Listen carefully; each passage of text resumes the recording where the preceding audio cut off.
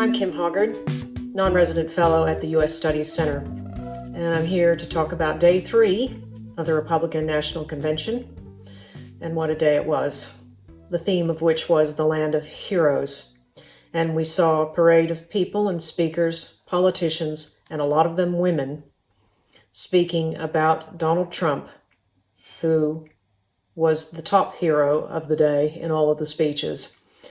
Certainly, there's an effort to reshape the president's image, using the women, I think, to soften that image, and also to display him as the strongest person for the job, as the law and order president that will quell the violence and protests in the street, and that will make America safe again.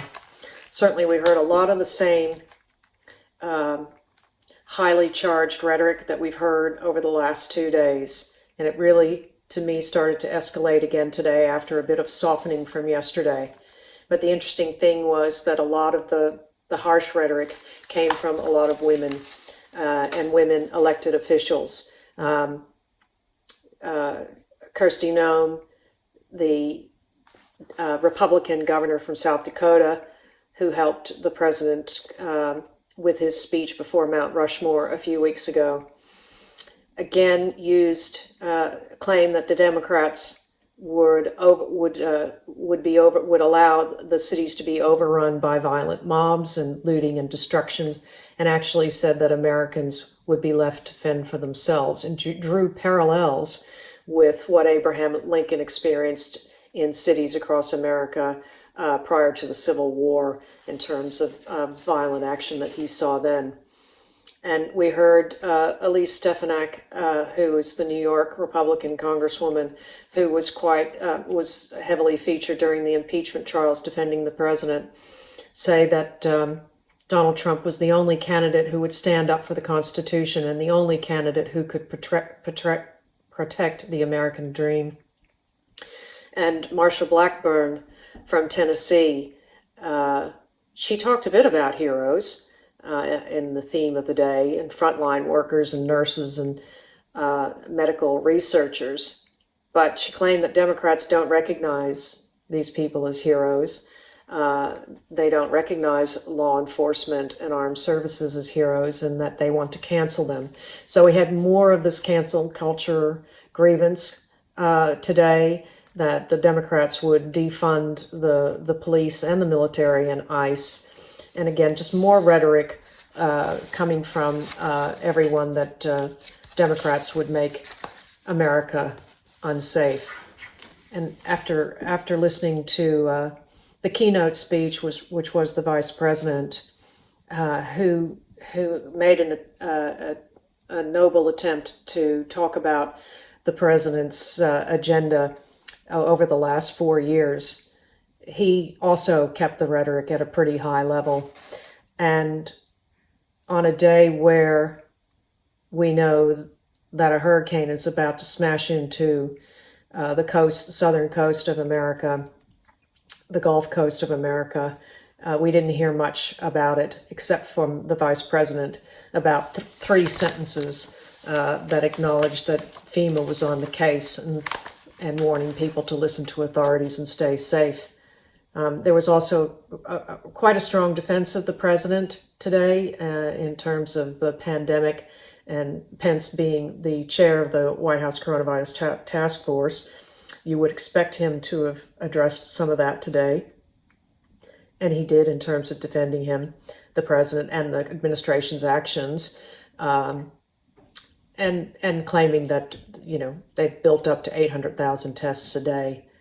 But not a lot of, there was some acknowledgement of the toll, but mainly it was in the context of what the administration has done to address it. So after today, I'd say the theme was really to cast the president as the hero of the nation. Speaker after speaker talked about how he was the man who was fighting for the common American, that he was the law and order president, and we also heard from women, black and brown speakers today, seeking, like I said, to soften his image. Those women included Laura Trump, Kylie McEnany, his press secretary, and Kellyanne Conway, his senior advisor, who's about to leave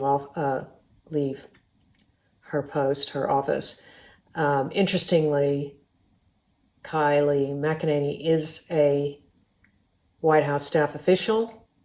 So is Kellyanne Conway until she leaves. So there are some questions about allowing staff to speak and make a campaign appearance on behalf of the president.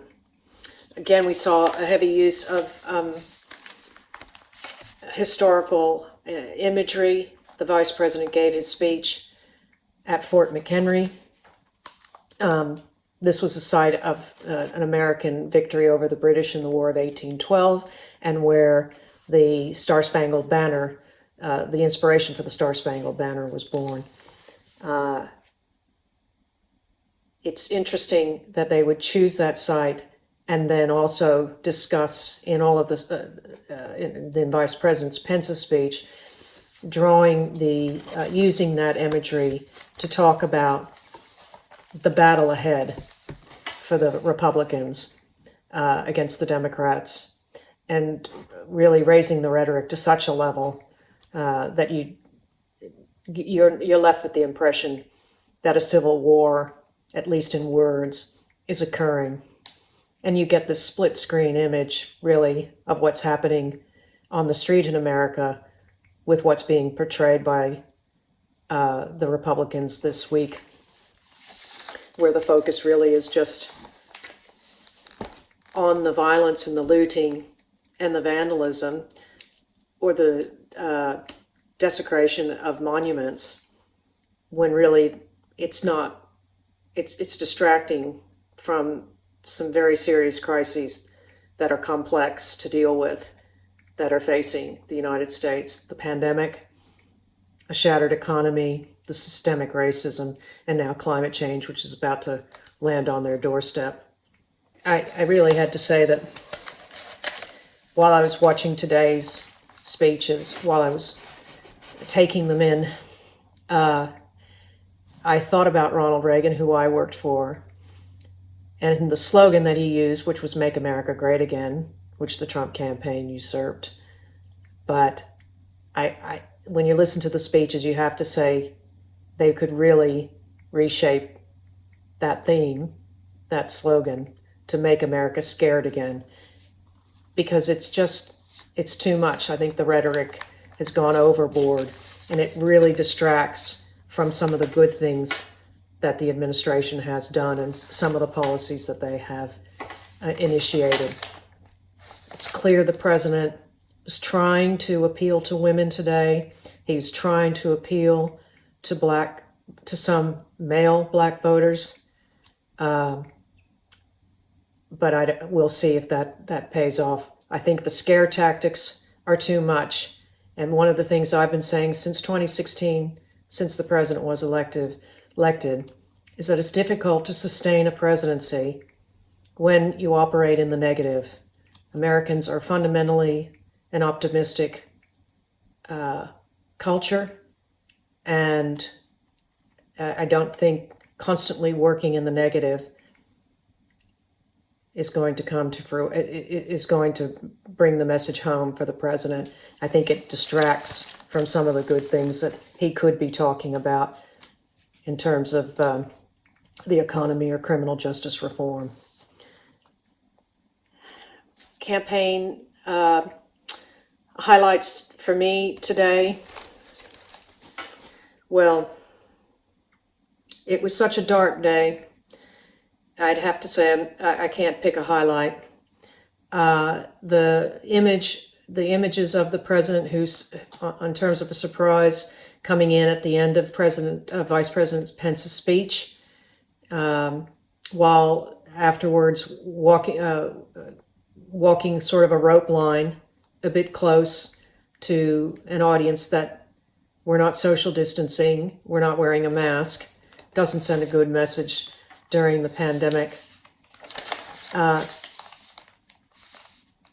I would just say going forward, tomorrow will be interesting because it'll be the last day.